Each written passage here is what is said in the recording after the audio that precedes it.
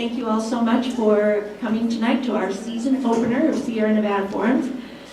We always want to first thank Nevada Humanities for their continued financial support, and we also greatly appreciate the generous donations from viewers like you and all of the help we receive to keep the forums alive and well. Tonight's discussion of LGBT from A to Z will cover definitions associated with different sexual orientations and the unique challenges facing the LGBT community. So for those new to our forums, we're going to have a presentation by our experts and then open the discussion to audience questions. So if you have a question, please write those on a card that will be handed out by our helpers. We'll have a couple of people on the sides of the aisles. So they'll hand you a card, you can write your question, pass it back to them, and we'll present it to the panel by our moderator. And this year we're trying to host each month's forums on the second Tuesday of each month, so you can mark your calendars ahead of time. So that'll be subject to the availability of our speakers, but for October it will be Tuesday, October 10th. The topic will be Yucca Mountain, Nevada's position regarding the ongoing fight to stop Yucca Mountain from being used as the nation's nuclear waste dump. Our speakers are Robert Halstead, Executive Director of the State of Nevada Agency for Nuclear Projects, and Marta Adams, Special Deputy Attorney General, representing the Nevada Agency for Nuclear Products. This forum is only going to cover the Nevada position to oppose any federal government effort to dump nuclear waste. There may be an additional forum on this topic as the issues evolve at the national level. November's forum will be Carson City's Path to Sustainability. What is the Sustainable City in Sierra Nevada Forum's November offering? Panelists will talk about some of the many aspects that make up a sustainable city and how Carson City can move in the direction of sustainability. I would encourage you to go online to sierranevadaforums.com. We do forums on every topic under the sun, and you'll see videos of most of our past forums on that website, and hopefully you'll be able to keep in touch on our future forums. So I'd now like to be pleased to introduce tonight's moderator, Janine Comoletti. Janine is president of PFLAG Carson Region.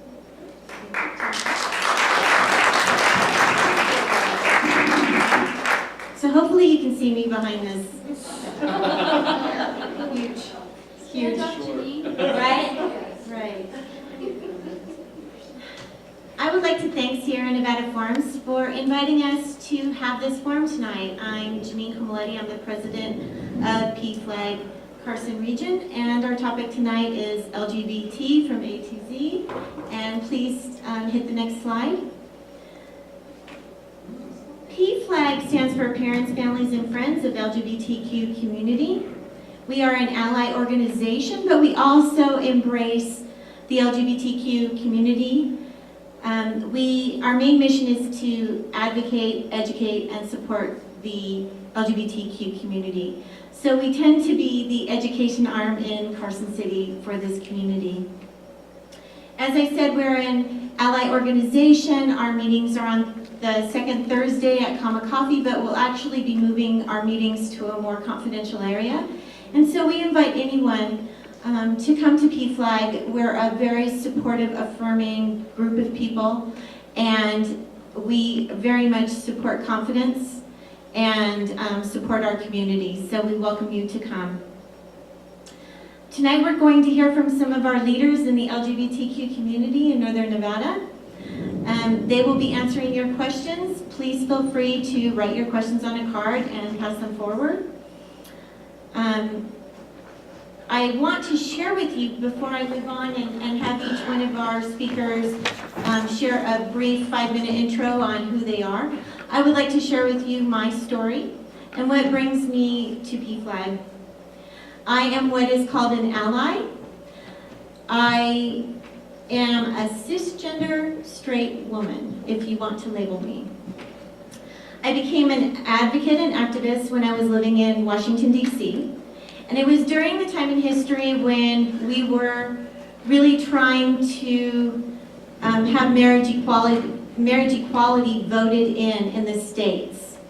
So I was part of an organization called the Light Brigade, and we would stand on the Beltway, which is the big freeway in DC, in the Maryland side, and we would hold up these lit up signs that say yes for Prop 6 or vote for marriage. And I was very proud to say that Maryland was the first state to vote in marriage equality. Very proud of my former state of Maryland. Technically, Maine was at the same night, but I say Maryland is the first state. Then, not long after that, the Supreme Court agreed to hear the argument against Prop 8 and DOMA. And that was a very exciting time because there were a few states that were still fighting and there was some court battles going on, and we wanted a major Supreme Court statement that marriage is equal and what was happening was unconstitutional. So I was on the steps of the Supreme Court the night that they accepted the argument on those two cases. And then I decided to move to Northern Nevada. And I proudly was with many of these folks and our LGBTQ community when we found out that the Supreme Court supported us, marriage became equal, and we had a little parade in Reno, impromptu parade, and it was a really wonderful night. I have been the president of PFLAG Carson Region for 6 months. I've been involved with PFLAG for about 4 years since I've moved here. So I have developed some really amazing friendships with these folks up here, and we've worked together to educate and to bring support and a safe community for all of our LGBTQ family and friends. So I would like to introduce, if you could please hit the next slide, Kathy Balda. She is the Executive Director of Canyon Walker Connections and the author of Walking the Bridgeless Canyon, Repairing the Bridge Between LGBT Christians and the Church. And before she speaks, I just want to say I just finished her book. I've been meaning to read it for a few years, and I finally just went, I'm doing that this summer, and it was amazing. So I really encourage you to buy her book and read it, because it's really a wonderful history. So go ahead, Kathy. Is it on? So I became, I'm this straight one up here, and right?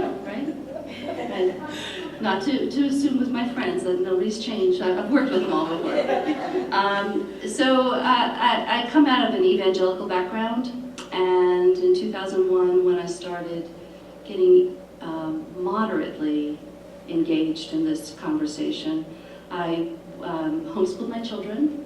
I've been in evangelical churches for 30 years. Everything about my background told me that gay people chose to be gay. It was a choice, that their relationships were not based in love, but they were based in lust. These are the things that the church was telling us. And I didn't know any gay people, but I believed what I was told. And then when I started to go through a divorce, and the way I started to cope with going through a divorce was hiking every day. I still hike every day. And on my hiking trail, I ran into a agnostic, Native American, Hispanic last name, lesbian woman. And she is the one that changed my viewpoints, because I just got to be friends with her. I did a very unusual thing for a evangelical Christian. I shut my mouth and did relationship, which is quite unusual. And just in relationship with Neto, her name is Neto Montoya, I just viewed gay and lesbian people differently. I didn't know there were other kinds of people. And as the years went on, I dealt with the theology with it, and then started advocating within conservative communities, wrote a book. I do have copies. But it's a book that's based on the cultural and religious discrimination against the LGBT community in America, and it took several years to research it, and it's a good history. But now what I do is I read all the time, and I say the nonprofit that I started, which is Canyon Walker Connections, is the intersection of faith and scholarship. So I try to deal with that piece of the conversations where faith intersects also sexual orientation and gender identity, but I do it with scholarship, because what I've learned, unfortunately, within the Christian community, the conservative Christian community, saying sentences like, oh, but Jesus loves everybody, and God loves everybody, and everyone's God's child, doesn't work. Those arguments don't work for equality. So I try to approach it with some level of scholarship, but not high.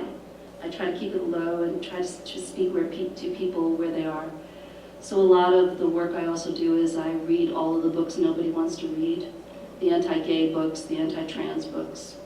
And if you go on Amazon, I'm Kathy Baldock or Canyon Walker, and if there's a book that somebody's handed you to read because you must read it because it's God anointed and Holy Spirit led, I've probably read it, and I can tell you it's probably not God anointed and probably not Holy Spirit led. And I do good reviews of these books so that people can see what's really in them, because the conservative faith community, they're starting to change tact. It used to be very anti-gay, but when marriage equality passed, gay people have got their rights, so now we're focused on that 0.25% to 1% of the population, the transgender population, because they're so dangerous, right? And there's reasons for that, and I hope somebody asks why that's happening. But so that's the work I do. I go into conservative places quietly and noisily. Sometimes it's secret conversations. Sometimes it's public teachings. I regularly do 6-hour presentations on Saturdays for all kinds of groups, and it shifts people. It significantly shifts people's thinking, but I try to do it with accessible academics. So that's me. I live in Reno. I've lived here for 30-something years now. I'm from New York City. I was raised Catholic. And I think also one of the reasons I get to do this work is I became a woman during the height of the feminist movement in the 70s. And we kind of didn't know we couldn't do anything. It all changed when the conservative Christian community kind of kicked in 82. But, and also having that New York personality, I really don't care what anybody thinks about me, so I just keep doing the work. And so that's what I'm, Kathy Baldock. And I've worked with all of them, and they're wonderful people.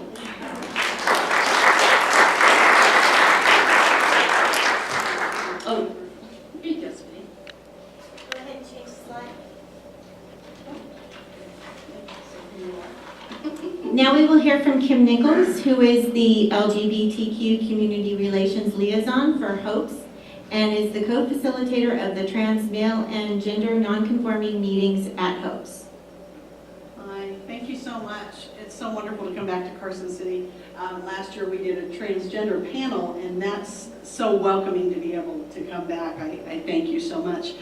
Janine asked for a little synopsis of, kind of who I am and my backstory, but I didn't come out until I was 25 years old. So I'm not the normal sort of story that you would hear. Walked into a woman's house one night and fell in love with her. We ended up at that time,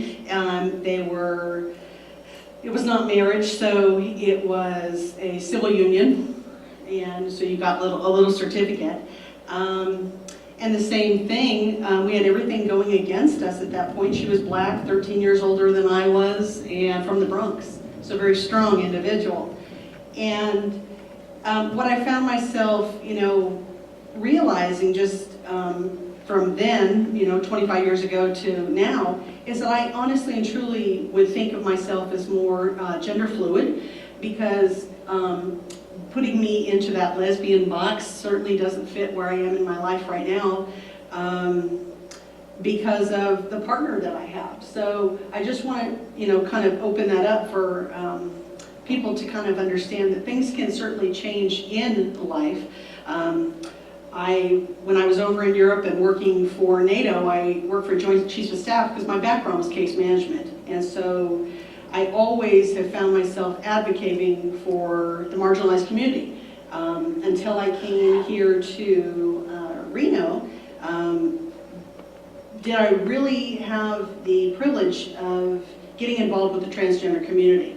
It certainly wasn't something that I was aware of in my small hometown community in the Mojave Desert of 32,000 people, of any transgender individuals that were circulating within the crowd that I was living in. And so when I came back from Europe, over in Italy, after working for the military civil service, I ended up in Florida. And so at that time, which was in '99, they were opening up the only gay and lesbian bank in the world. It was a privately owned bank, and 10 investors were putting up the capital for that. And so I helped start the bank, and then after 3 years, it closed. So it gave me my first kind of glimpse of being really involved in the community, because at that bank, we were involved in huge pride, anything and everything that had to do with the surrounding areas, Mississippi and Alabama, as well as New Orleans. And that's actually, in fact, where I noticed a lot of discrimination, because I was so involved with outreach with the bank, that I noticed the discrimination when I would get into the deep South. Until I came here to Reno, did I kind of see how things really are a lot more open and affirming. Because prior to coming here about 5 years ago, 25 years ago, I came with that partner and fell in love with Reno. So said, given the opportunity to come back, I would come back. And I found myself here about 5 years ago, and started working for HOPES about 4 years ago. February will be 4 years. Prior to that, working for Washoe County Court as a volunteer, as a CASA, for a court-appointed special advocate for children, actually, as emergency removal from the home. And they would give me a lot of the LGBT child cases to help, help them understand what was going to be involved in that child's life, as well as the foster parents and how to adapt. So really, I just kind of put myself out there for the community, and anything and everything the community, is needing.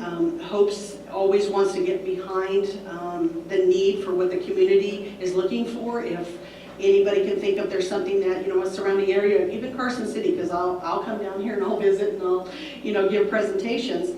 I'm more than willing to just kind of be adaptive for that. So that's kind of who and what I am.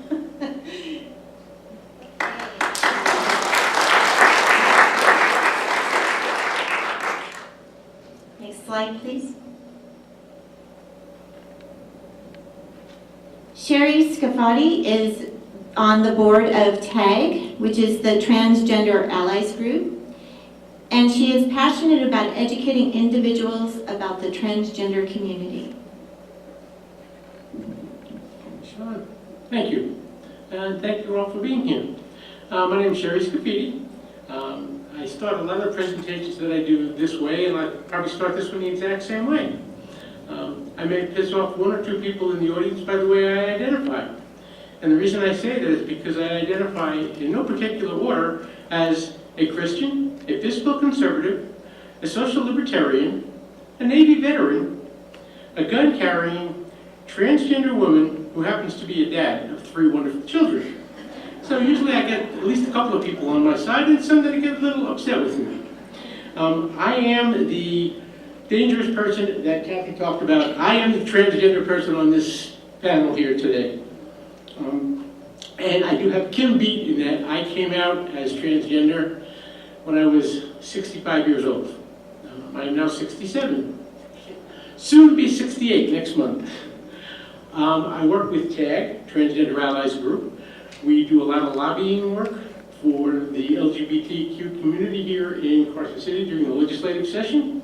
This year we had several bills passed, but we did manage to not get 2 bills taken care of. Both of them, if I remember correctly, and if you want to ask questions later, I can verify that. 2 of them were passed, but the governor did not sign them. The other 5 bills we worked on very hard, and we did get those passed. And if you would like to know what those were, again, I will be glad to tell you later on. I don't want to take up too much time here. As far as my members on the panel here, Kathy's book, I'm reading it for the 3rd time now. It's pretty well dog-eared. It's got a lot of highlighted parts to it. It's a great read. And if you don't already have it, you should buy it and read it. And she's not going to give me any money for saying that. So, I also work with a group called T-Logic, which stands for the League of Gender Inclusive Citizens. We hold a meeting the third Friday of the month in Reno at our center, where I also happen to be a volunteer there. Our center is Reno's LGBTQ Community Center. It's open to everyone. You don't have to be in that alphabet soup to come in there and take advantage of what we offer. But everything we offer there, except for the items that we sell, is free of charge. So we have a classroom that has 3 computers. People can come in and use those computers. Right now, the IT system is kind of messed up a little bit, so you can't really print anything. But we've had people come in and print up resumes, all free of charge. It's a great place to be there. I volunteer there on Friday afternoons from noon to 5. So if you're not doing anything Friday, come down and say hello, because sometimes it gets pretty empty and it gets quiet. I don't have a lot to do except for clean the bathroom and sweep the floors. It'd be nice to talk to somebody instead. I'm working with P-Flag Reno, and I'm working with Janine P-Flag Carson City.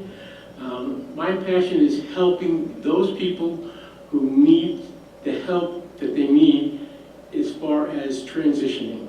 I always tell people I have no letters after my name. I've worked in manufacturing, security, firearm sales, gunsmithing for most of my life. I am not a psychologist, psychiatrist. I have none of those initials after my name, but I can tell people my story, what I've done, and how I've done what I did, as far as changing my name, changing my gender marker, coming out to family, those kinds of things. So that's where my passion lies right now. Thank you. Next slide, please. This is Sean Savoy. He is the founder and director of the Nevada Interfaith Coalition of Equality and Inclusion, which stands for NICE, and of NALA, the Northern Nevada LGBTQ Leadership Alliance. Currently, he is the project developer for the Interfaith Spiritual Center and Spiritual Care Program for Renown Health. Thanks, Janine. I was looking at the P-Flag history. It says it began in 1972. I also began in 1972, so I'm feeling very good about that. I like it. Thank you. Very good. Well, let's see. Where do I begin? As you can tell, I am the man of the panel, the token male in this panel. I've also worked with everyone here on the panel, particularly Kathy and I have done several lectures and panel presentations together, so it's nice to work with you again. And through NALA, the Northern Nevada LGBTQ Leadership Alliance, I've worked with Kim and with you, my dear Sherry, even though we're alphabetically reversed. Yes. They wanted to put us in order and they messed that up. And with Janine, who's been very, very helpful to me and to NALA in helping to coordinate some of our recent gatherings, which we just had one last night here in Carson City at Adams Hub for Innovation. Just a little background on myself. I was born and raised in Reno, Nevada. Sometimes when I speak, I like to talk about diversity and what it looks like. And most people don't think I look very diverse. But for all of your information, I am Latino. I have Chinese blood in my ancestry. I speak Spanish. I'm gay. And I was raised as a religious person, and I have been a minister for most of my life. So for me, coming out was also a later innovation, I suppose. It happened when I was 39 years old, almost 40, and just in the nick of time, I think, for myself. And for me, in fact, I knew Kathy cursorily when I was a younger person, when I was probably a teenager and straight. Yeah. My goodness, how's that? Okay, let's go back to that. My father told me when I was 7 years old I had skinny legs and that I needed to go figure skate. Go figure. So yeah, that wasn't a giveaway. But not to play to stereotypes. I did come out when I was 39, and it happened privately. I was trying to figure out how to do that within my faith community, which happened to be theologically open, universal, no issues with homosexual, gay, lesbian, bisexual, transgender. And I think partly because, not theologically and doctrinally there was no issue, but also it really wasn't, there were not a lot of LGBT people in our community, so it really wasn't something that we were dealing with. But I didn't come from a stigma theologically, but socially I certainly did feel that I did not know how to be gay.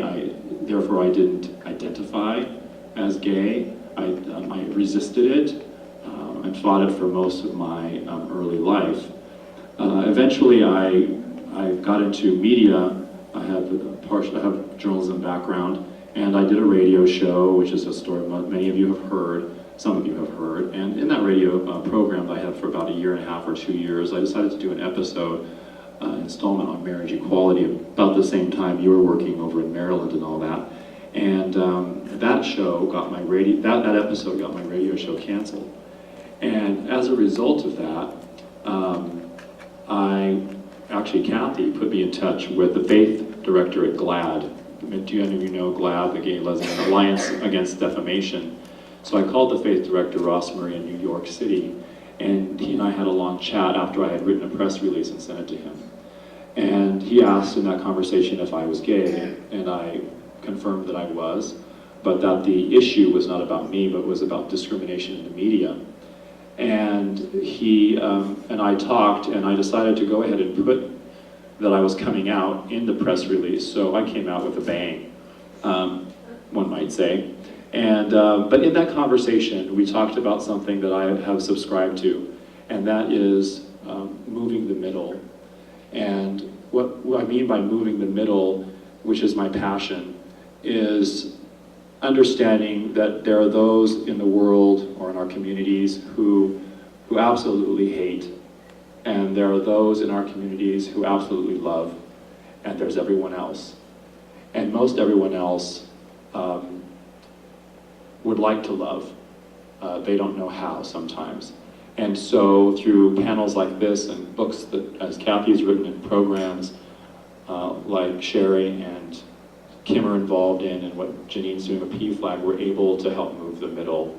And that's my passion. So as a result of that, I decided to bridge a different canyon, and that is the interfaith world that I grew up leading in through my faith. I was very much involved in interfaith dialogue and trying to reconcile the LGBT community generally with faith and spirituality, while Kathy focuses specifically with Christianity and conservative Christianity and evangelical Christianity.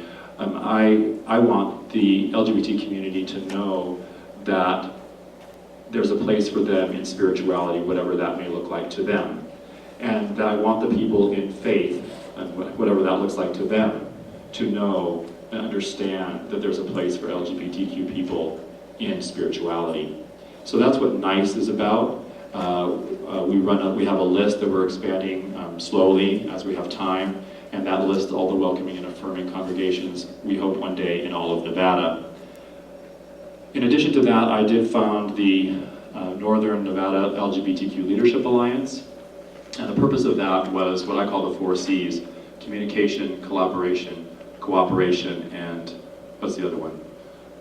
Communication or something like that. But anyway, the 4 C's. And the idea is to collaborate, maybe that's the one, collaboration, to work together better among the leadership. So for example, PFLAG and HOPES and TAG and NICE and Our Center and Canyon Walker Connections and all the different groups that are either allied groups or actual LGBT programs to come together and talk so that we can help each other, support each other, and understand what we're doing in the community so that we can shore up the effort. As a result of all this, and I think because of my interfaith background and my diverse background, I've been an advocate for human rights. And we now in Reno have, it's still not quite formed yet, but we have now a Human Rights Commission for Reno. We're hoping that can go county-wide, maybe even regionally wide, and that would be a wonderful thing. I'm very pleased that I'm working with Renown right now, the Interfaith Spiritual Center there, And as I'm doing that work, which is also about inclusion and diversity and moving the middle to accept people of different faiths, whether people who are working in the hospital environment or people who are patients in the hospital environment, that they have a place and there should be no judgment.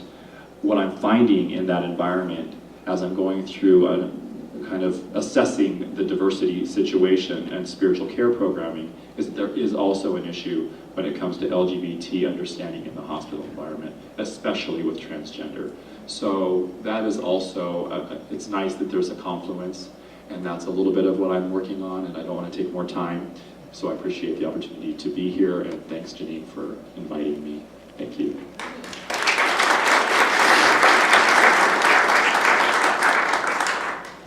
So as we stated before, we're going to be accepting questions, and please feel free to write a question down. We're going to have people on the stairs. You can just raise your hand and they'll bring you a card. You can fill out the question. If you can please switch the slide. I'm going to go ahead and ask the first question. We handed out this little handout. It's called LGBT A to Z definitions. On the very back, there is a statement, sex reassignment surgery, SRS. And I would like Sherry to please speak to that term. Well, if you read this, thank you, Janine. If you read this, it says sex reassignment surgery, SRS, a term used by some medical professionals to refer to a group of surgical options that alter a person's biological sex. Then the next line says gender confirmation surgery is considered by many to be a more affirming term. The reason behind that is that I've known since the age of 9 that I was different. By the time I was probably, I would say in my early 30s, I started realizing that why I was different was I felt female inside, even though I had male genitals, I was married, I had 3 children. I identified more with females, so I've always been female. So to sex reassignment is really a misnomer, in that I want to take my gender and confirm the gender that I have. Not everybody's going to go through gender confirmation surgery. Again, at my age and my medical history, it might be a dangerous operation for me to have. But the other part that I want to bring up on this, it says, in most cases, one or multiple surgeries are required to achieve legal recognition of gender variance. That is pretty much no longer the case. Once you start on cross-hormone therapy, whether you are a male to female trans person or a female to male trans person, a doctor can affirm that you are taking cross-hormone therapy, and the Social Security Department at that point will change your gender marker on your Social Security documentation. So you don't really need the surgeries anymore, and many people, as we're coming out later in life, realize that they don't need that possibly dangerous surgery for an older person to get their gender markers changed. So it's just something to be aware of, that these terms are very fluid, many of them, and they change quite often. So I think that's why we wanted to touch on that real quick. Thank you.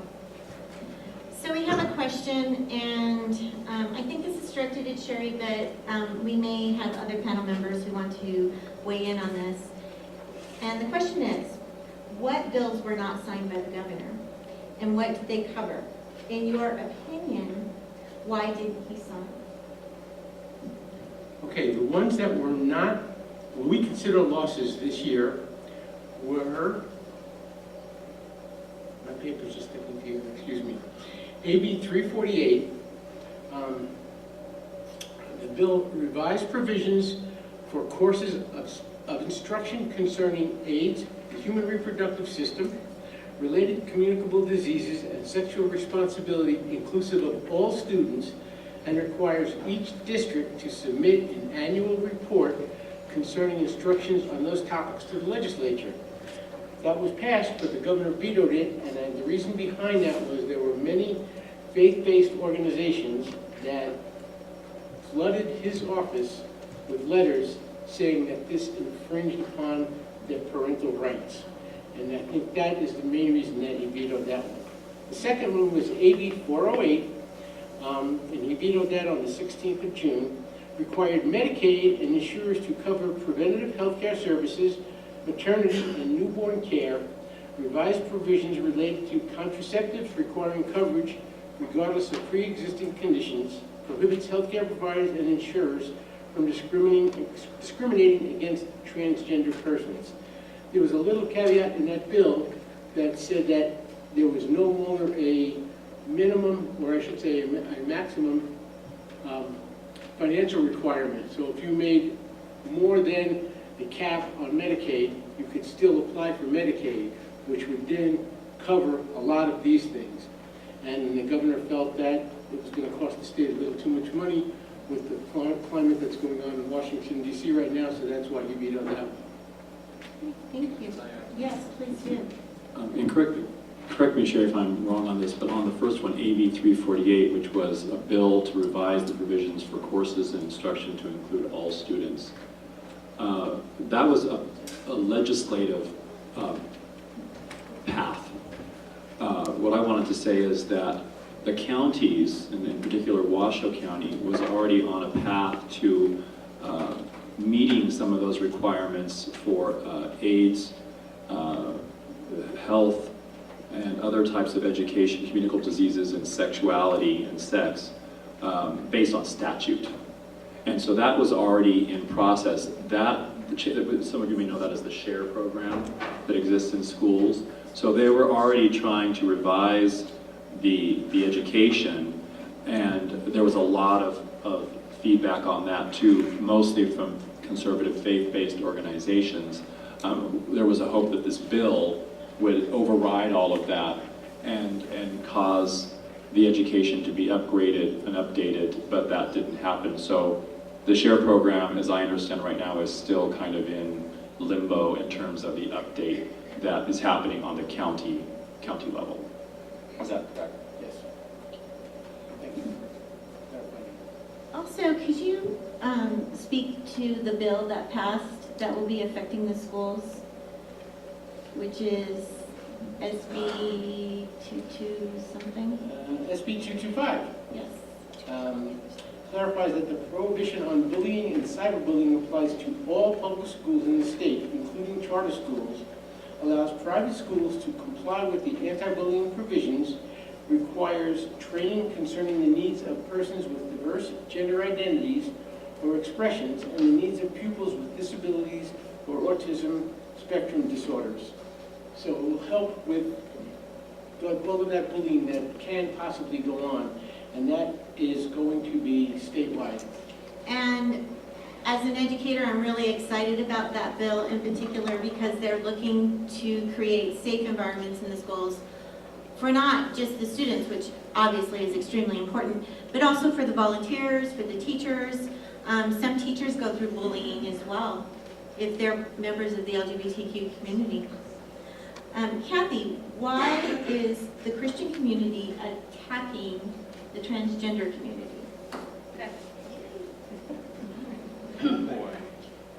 So Christianity, conservative is complex, but I'm going to reduce it as best I can. Conservative Christianity bases its tenets within the Bible. In the Bible, parts of the Bible written as long ago as 3,400 years, as recent as 2,000 plus or minus 300 years. And all of that writing was done within the perspective or through the lens of patriarchy. And patriarchy is where men have the social power, the economic power, the political power, and also the sexual dominance, right? All of that's all together. And so patriarchy has been in place for nothing less than 12,000 years. So this is a very difficult thing to unseat. So the Bible is 3,400 of those years, but patriarchy, male dominance, social, sexual, economic, political dominance, has been in place for 12,000 years. And so the Bible was written through those perspectives and certainly interpreted through those lenses. So in current conservative Christian communities, patriarchy is incredibly well and deeply entrenched. And the first challenge to patriarchy came in actually the 1980s, and it came when feminism, the secular feminism, came into the church, and it was called then biblical feminism. And the pastors, the male pastors, male leaders and theologians, started to get concerned because women wanted to, now that women were finding their place of equality in society, they wanted to also find their place of equality in churches and to be teachers, leaders, and preachers in churches. So the first thing that the theologians, or not that I wouldn't even call church people, conservative church people of that day, said, we've got to get this under control. We can't let this interpretation of patriarchy be challenged. So we're going to call it something different. They had called it patriarchy and gender hierarchy before, so they came up with this lovely new word that they created. It was an invented word called complementarity.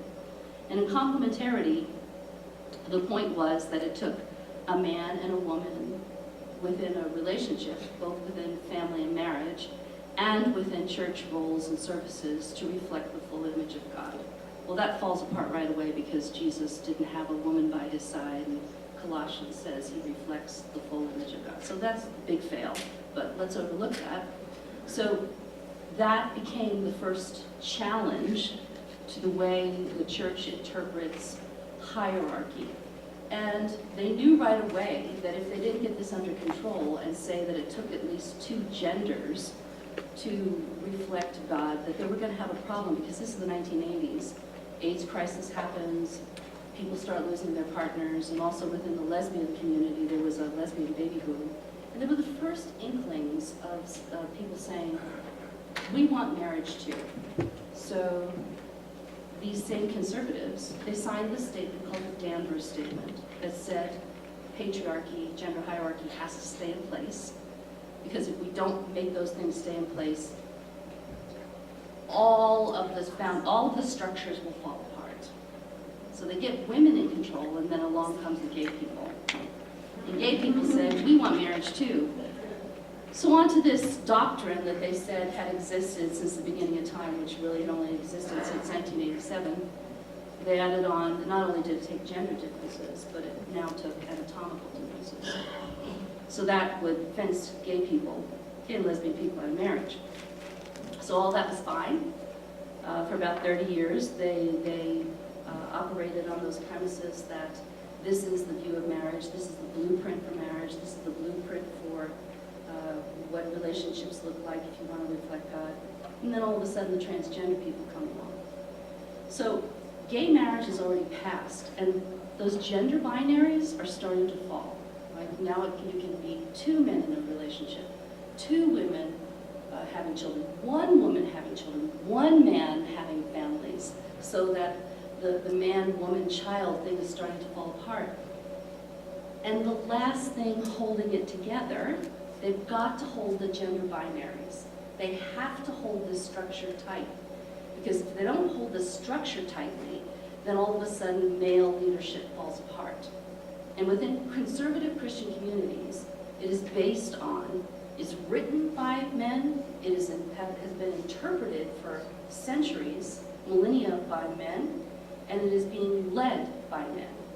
So if they let those gender binaries fall, then all of a sudden there's no reason also to bar women from the church. And this is a very strong patriarchal structure. And as I said, patriarchy's been in place for 12,000 years. But when you think about the challenge to patriarchy, it's only been since the 1970s with feminism. So that 12,000-year-old system has only been challenged in the last 50 years. So first feminists challenged it, then gay and lesbian people challenge it, and now transgender people challenge it because they want the binaries gone, right? We don't want, we realize that there's male and female, but it doesn't take male and female to reflect God or interpret God or to keep roles within churches. But if all of a sudden we accept that there are people that don't keep those binaries, all power structure, all the foundational power structure, that Genesis 1 starts to fall apart for them. And conservative Christians, really interesting that American conservatives are the only ones in the English-speaking world that hold Genesis 1 as a foundational blueprint. We're by a factor of 3 to 1 over the UK or Canada or New Zealand or Australia. 10% of those populations hold that Genesis 1 is a scientific record. 34% of Americans hold it as a scientific record.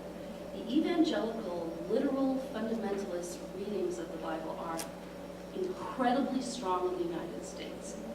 And that's also a power structure. And now it's a political structure. So when those binaries fall apart, and it's laying on the backs of our transgender friends, if they I always say, smash the patriarchy. When they smash it, it's gone. And like, all of this stuff is tied up in it. Racism, misogyny, gender binaries, homophobia, all of that is tied together. So if it feels really uncomfortable that all of this chaos seems to be going on socially, politically, it's because the structure is being challenged, and they are going to fall. They are. That's the way it goes. They are.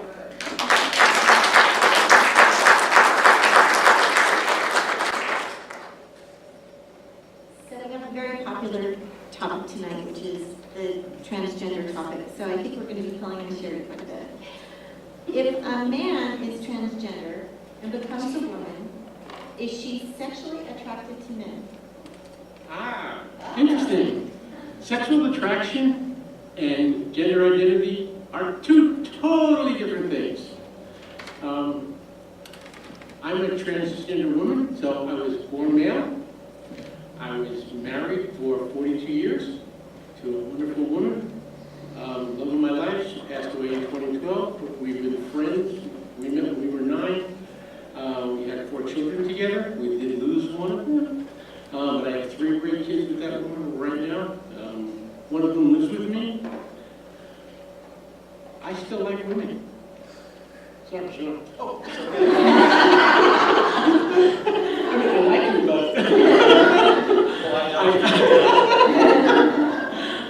I am.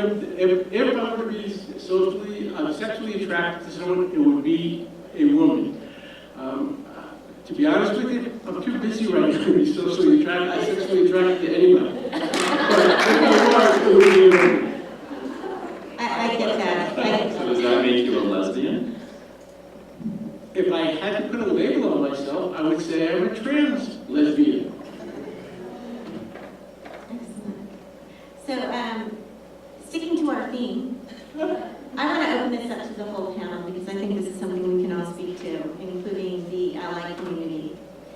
Will you comment on the new military stance on transgender and service in our country?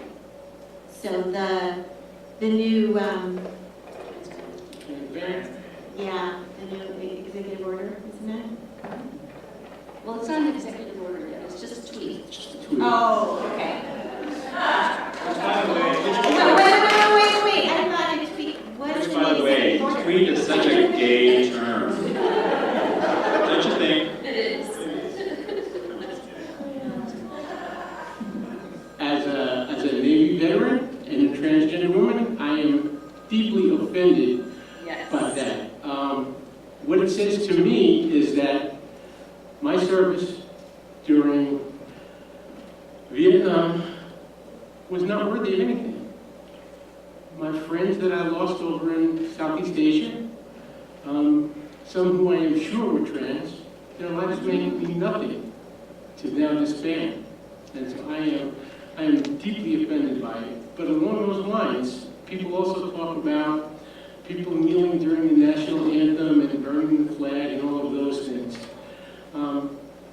As a veteran, I fought for people's right to do that. I don't agree with it. I would never do that. But I, along with many of my friends and friends that I no longer have because they gave their life to this country, they fought for the right for somebody to do that. So, again, I feel very upset and not worthy of the fact that transgender people are now no longer able to serve if this goes through. I think it comes down to I'm going to say broadly, a spiritual issue. And this spiritual issue is that some people like to ascribe virtue and value to genitalia. Okay? And the same people who are condemning genitalia are saying that you're not valuable, you're not worth anything unless we have the right to examine what's in your crotch. So it is offensive not only to the transgender person, to the service person, it's offensive to people who have a moral compass, and it's offensive to people who have moral authority, and it's offensive to people who counsel, and it's offensive to people who serve people in the medical industry, or the religious industry, or behavioral science, or any other industry that serves humanity. Because it is not about your genitalia, it is about your service. So that's my comment.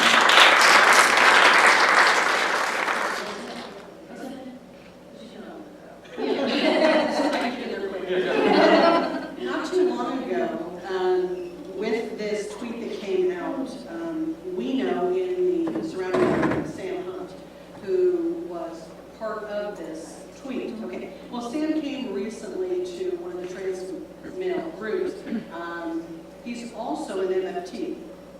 So he wanted to let, marriage family therapist.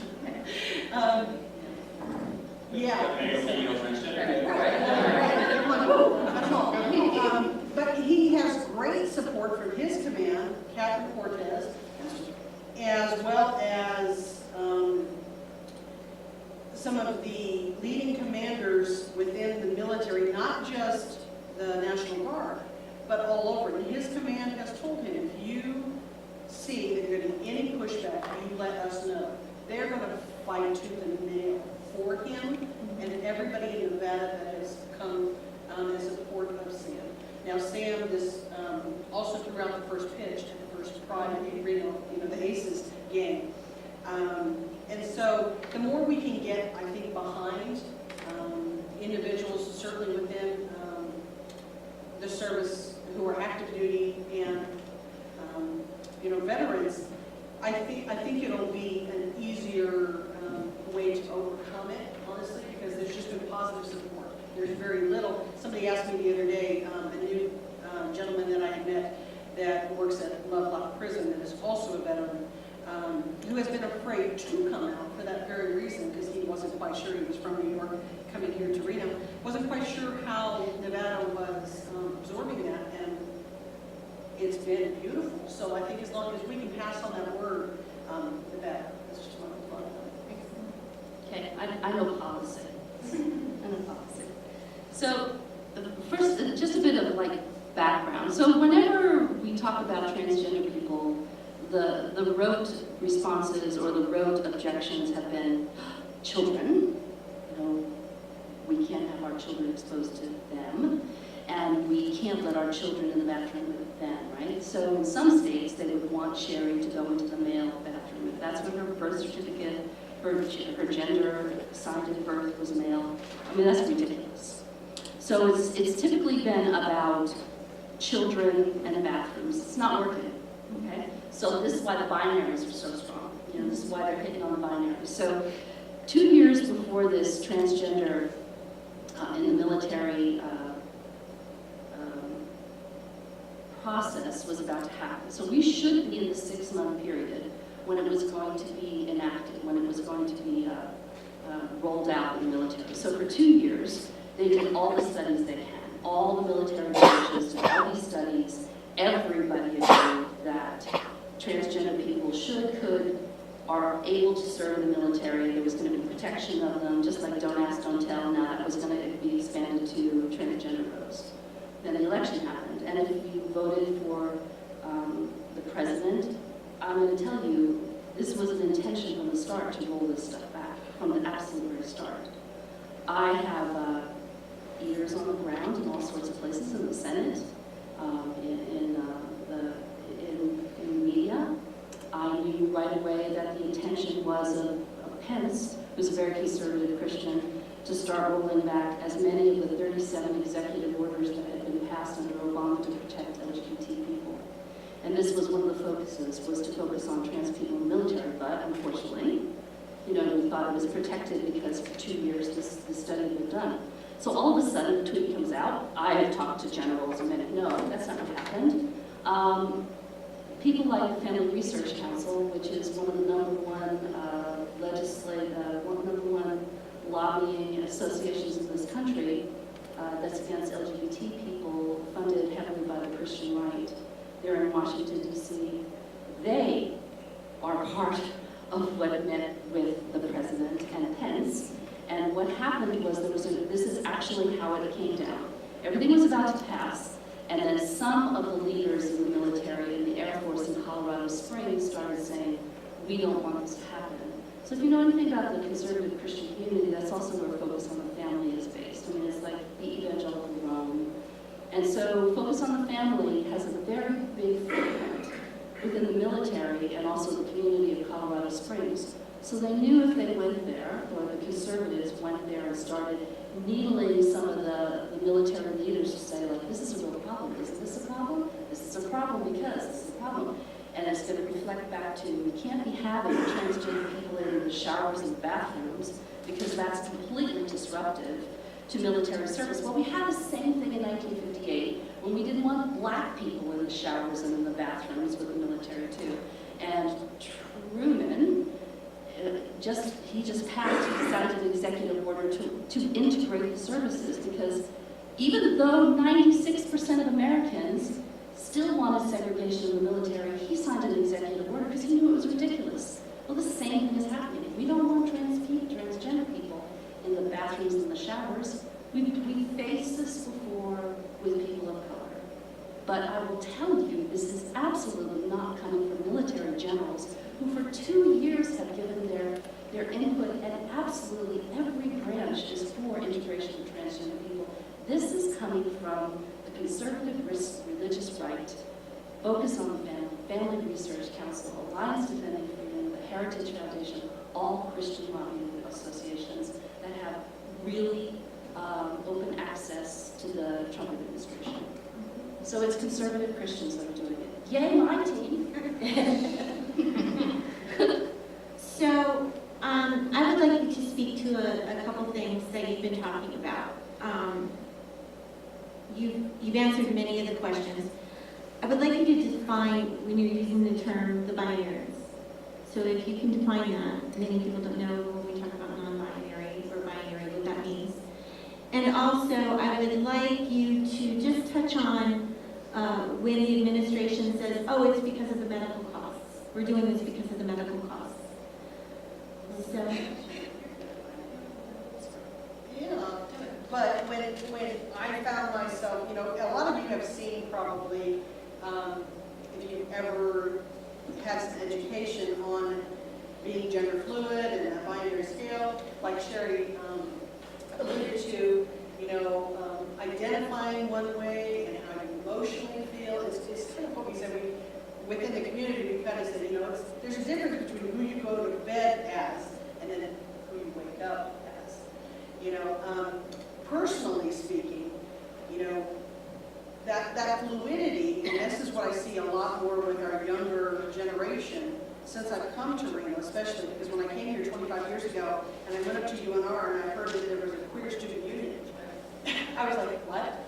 We didn't use that term, a while ago. And so I kind of saw coming back here now, almost 5 years ago, that is really what the gay term we used to all use, is now the queer term. So we see things being a lot more fluid and people just being, okay with who they fall in love with. It's no more these boxes. We keep talking about the boxes, and we've made sure at Host that we're looking at our intake all the time, and we're listening to what our clients are telling us. It's as easy as not putting that box on an intake form for other.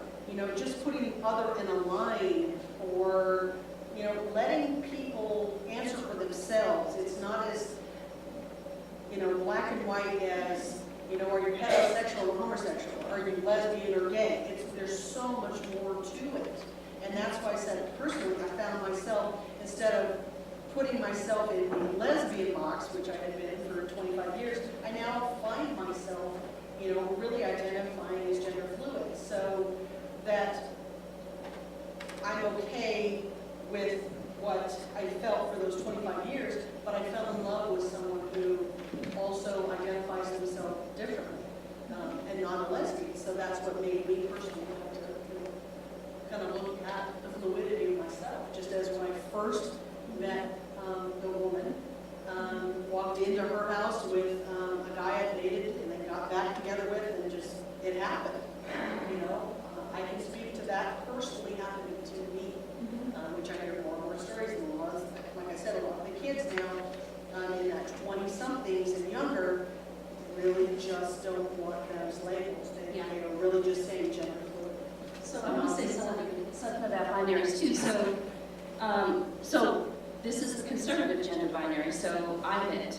You know, I'm incredibly dull, right? So I was born female. I am attracted to men, solely attracted to men. I have a gender expression of female, and I identify as female. All of these things. So the binaries say that women have strictly female genitalia and are only attracted to men and dress like women.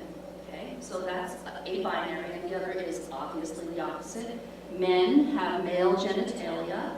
They are only attracted to females, and they dress like men, and they do male things. So those are the binaries. Very strict, you know, build a wall between them. It works. That's how you keep the pink and blue separated. It doesn't work that way, though.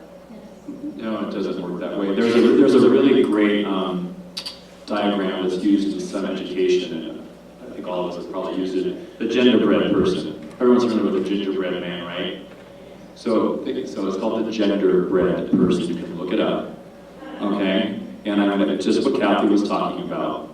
There's a difference between gender identity, which occurs in your head, right? I pulled it up here. This is kind of a cool little image. So this is, I identify as a man-ness or womanness, and there are degrees. The next is gender expression, and your gender expression is how you appear, how you show yourself, right? Your expression is either feminine, and there's a gamut, or masculine, and there's a gamut, right? I mean, we see that in Hollywood. You see, does every single male actor dress exactly the same? I mean, is everyone John Wayne, you know? Or is there Pee Wee Herman? I mean, there's a gamut, right? Okay. Biological sex is what occurs down here. What is your genitalia? So, femaleness, maleness. And then there is sexual attraction or romantic attraction, and that's what occurs here. And that's what Sherry was talking about earlier. She is attracted to women. So now that she has transformed her being to confirm her true identity, she is now a trans lesbian, right? Ish, you know, because there's always, you know, there's a spectrum. And I guarantee you, like people always say, why do you always have to be so flamboyant, John? Why do gay people always have to be so flamboyant? I said, really? I said, you know, I have seen on video and the internet what heterosexual people do in the bedroom. So I guarantee you I'm a lot more conservative than a lot of you people, okay? And I don't want to know what you're doing, or who you're doing it with, or what you're doing it with. But those binaries would not allow for that spectrum. For that spectrum. So some, right. The spectrum doesn't exist. There's two defined Right. points. So either or. So Either or. So let's talk about that, Sean, because you talked about the biological. So let's talk about the intersex individuals who it really blows the head out of Christians, because these are individuals who are born with both genitalia. So let's talk. Or hermaphroditic, or ambiguous, you know. The thing is, here's the thing, you know, we as human beings, we like to put things in neat, tiny, tidy little boxes. You know, it's easy for us to understand things as black and white, red blue, you know, green and yellow, primary colors. It's easy, right? And so and not only is it easy, I think, naturally, biologically for us to think that way, we're also socially conditioned to be that way. So we don't think of love, for example, or expression as a continuum. We think of it as this or that. And what I think we have to understand from the biomedical standpoint, I'm certainly no expert, but that there are variations in our species. And that is the difference, is that we have been taught to think of, look at the magazines. That's what you should look like. If you look like that, you're perfect. If you look like that, you're beautiful. If you look like anything like other than that, you're not beautiful. Right? And that doesn't take into consideration the actual gamut of the spectrum of the human species. So I think if we start thinking about that, the people who have been different or other or are marginalized, and they're freaks. There's even a movie made in the 1920s called Freaks, and it's all about all the people who don't look like you and me, right? And so if your sexuality is freakish, or your identity is freakish, or the way you express your love is freakish, you're put in a corner, and that's just not the way it works. So I think it's a matter of education, and exposure, and relationships, and personalizing what it is that we see, as other and over there. When we start coming together, and this kind of a format is really wonderful, then we can start to see, oh, that person is just like me inside, right? Inside, we're all cut from the same cloth. We can start soon with your genitals. And I can Well, I certainly I can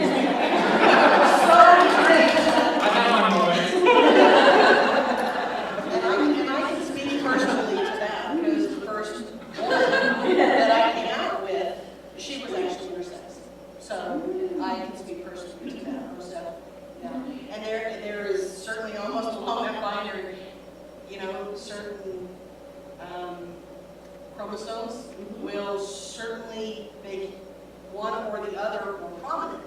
So to a very minimum scale, to a very equal 50-50 scale. So that certainly is fluid also. Yeah, I want to say something to it too. So intersex people, there's what makes you intersex, what makes a person intersex is one of these is out of the normative. So it can be a chromosomal difference, reproductive organs difference, or the genitalia. So it's not just about genitalia. And there's 31 conditions of intersex. That's all known that we know so far. 31 known conditions. And until before 1880, when they weren't recording, these babies that were coming out, certainly Jewish rabbis knew about it because they were cut in genitalia, so they could see it. So that ambiguous genitalia has been around through all of history. And but it wasn't until 2006 that pediatricians and endocrinologists got together and created standards.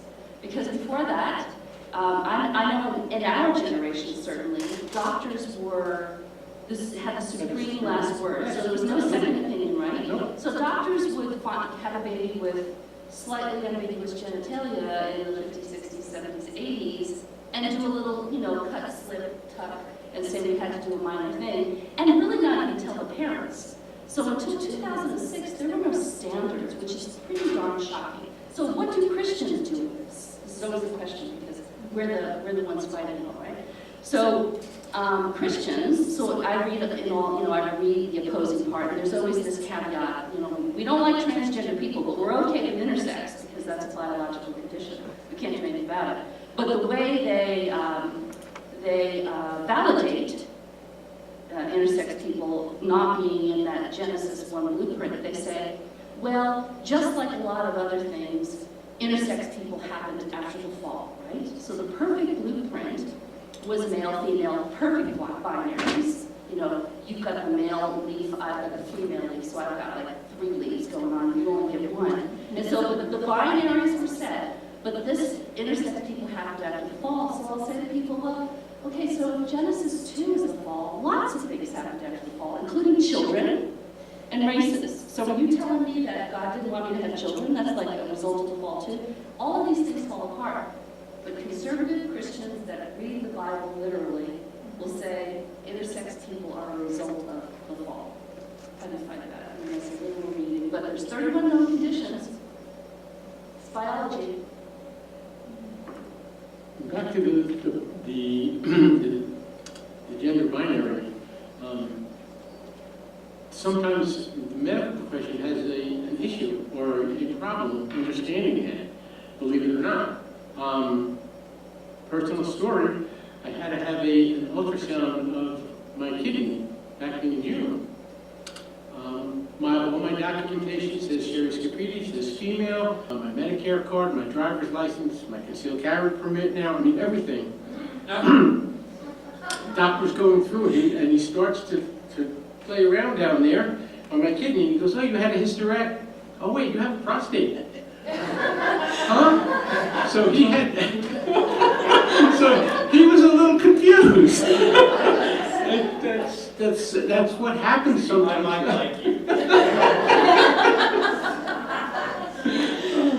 So, because you realize, as a medical professional, you need to know. I'm so fortunate that my primary care physician, their practice has 3 boxes. It says male, female, or TG. So I check TG, which is pretty progressive if you think about it, because although the outward appearance is female, I still have a lot of internal male stuff going on, and they need to know that. So they don't really get it yet, and I think that's where a lot of the education comes in. Can you speak about the Nashville statement and what this says about the staying power of bigotry toward the LGBTQ community?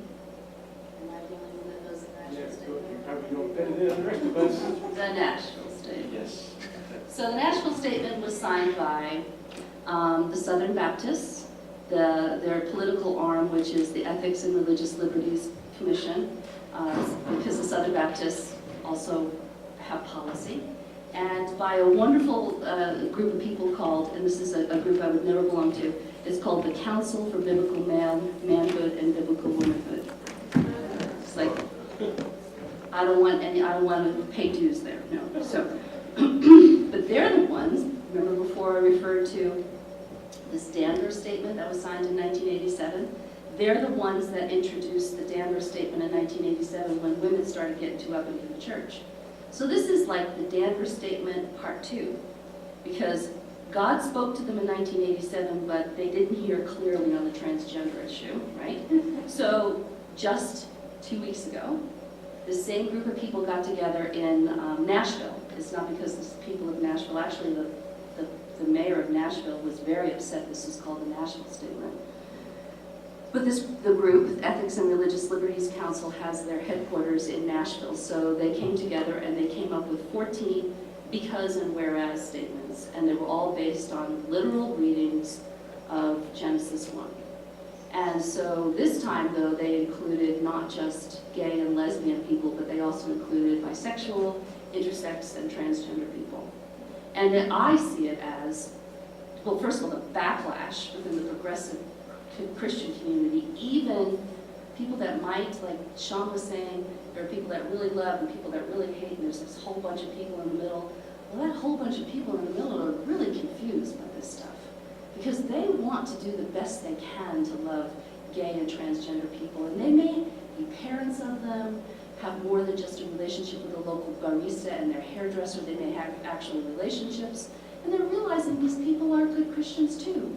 And this statement came out that even said, if you affirm their relationships, if you are okay with people being gay and transgender, you too are not a Christian.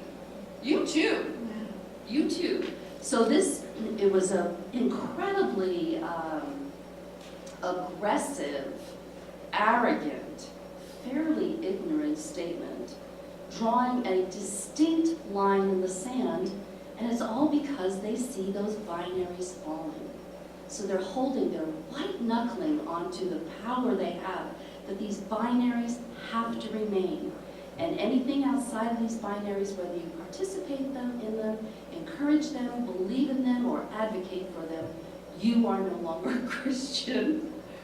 So it's an incredible, definitive, alienating statement to much of the, well, certainly to the progressive Christian community, but to a lot of those people that are just sitting in the middle saying, I don't have enough information to hate you. So I'm just gonna be nice. Well, we're not a Christian anymore, sorry. Wow, right? That's a great way to make a threat. Definition of bullying. Yeah, there it is. It's against the law, isn't it? I want to direct this to Sean. Sean, especially with your involvement with the Human Rights Commission in Reno, why do you think the LGBTQ community is feared? Well, we're smarter, we're better looking.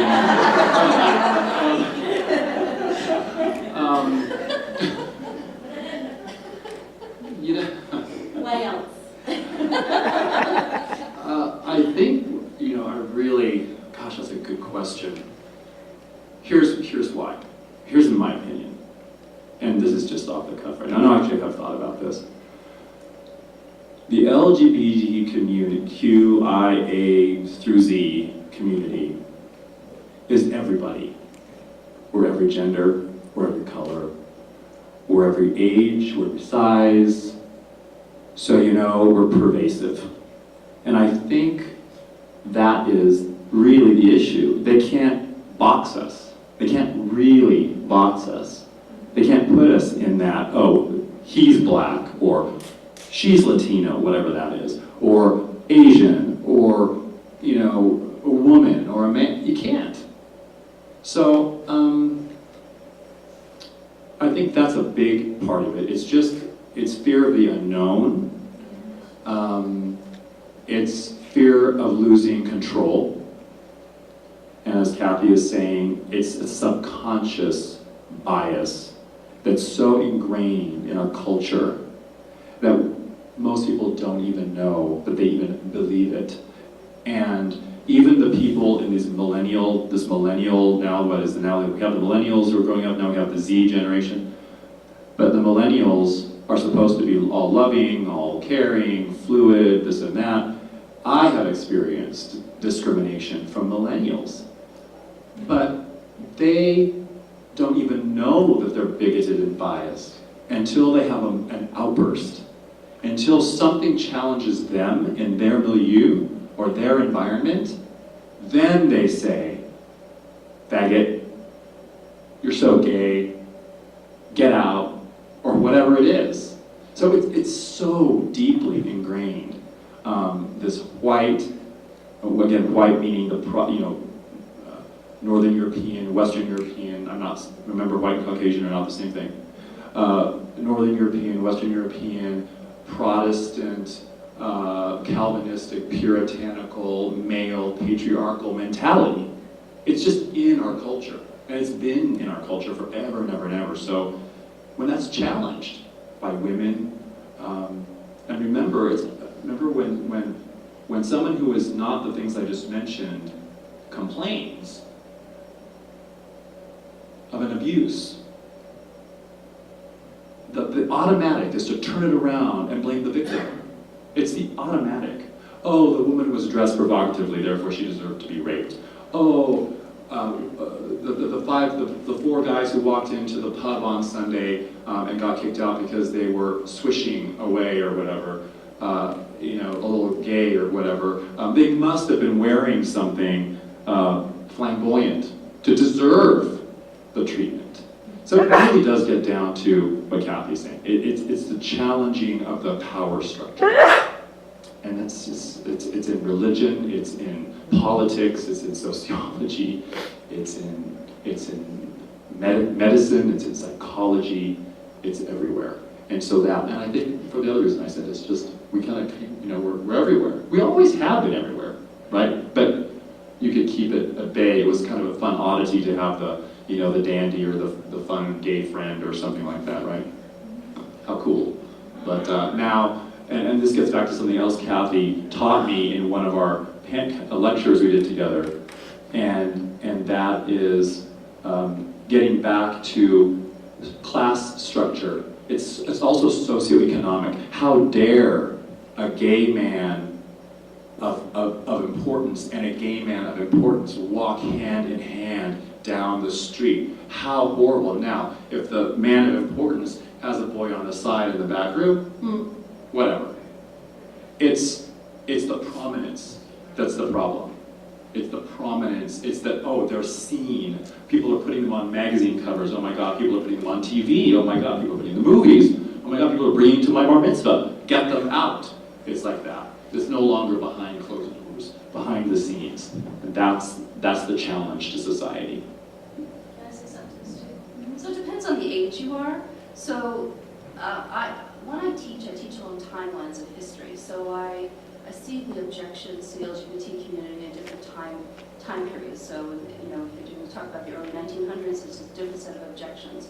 But for the people that are alive today, so people that are probably over 60, their objections are going to be different because when they were young and coming into puberty and starting to think about sexuality for themselves and others, the gay community was seen as perverts and you know, deviants and abominations, but all of that was given to them through a couple of different avenues. It was given them through the medical community, because until 1973, homosexuality was a mental illness. So, you know, so that was when I was in high school, that was just taken off the mental illness list. So somebody my age and a little older knew when we were younger that people that were homosexual, because that would have been the word, were mentally ill. So the medical community told us that. The social community told us to be very afraid of them. There was a big push against the lesbians and gays in the 1950s, where the government told us that they were going to sell out, you know, secrets, and they'd be blackmailed, and they were the people that were going to undermine home and family and community and, you know, the American way. So there was a social objection to LGBT, lesbians and gays. So there was the medical objection, the social objection, the legal objection, and the government objection. So anyone my age and older has this thing in them that they've known since they were young, that gay people, homosexuals, are perverts, right? I mean, that was a different word. That was a different entrenchment. But then, when that all went away in 1973, the gay community should have just risen in social civil rights, just like any other community that, you know, is starting to rise and still not there. But that's when the religious objections started coming in. The first major anti-gay sermon in this country from a major pulpit was in May of 1980. So so there was this whole medical, government, social stigma that happened, you know, that's in people my age and older that we got, and then it dissipated somewhat, and then the religious objections with propaganda came in. So it's different periods and who you are, where you live in the country, how old are you, what's your geography, what's your religious background, how do these things play out in you, of what is being tweaked when you think of gay people. So it's a complicated answer, but the older you are, the more you got entrenched in you to get out. That's why the younger people are suffering. Yeah, Yes. don't understand it. Yeah.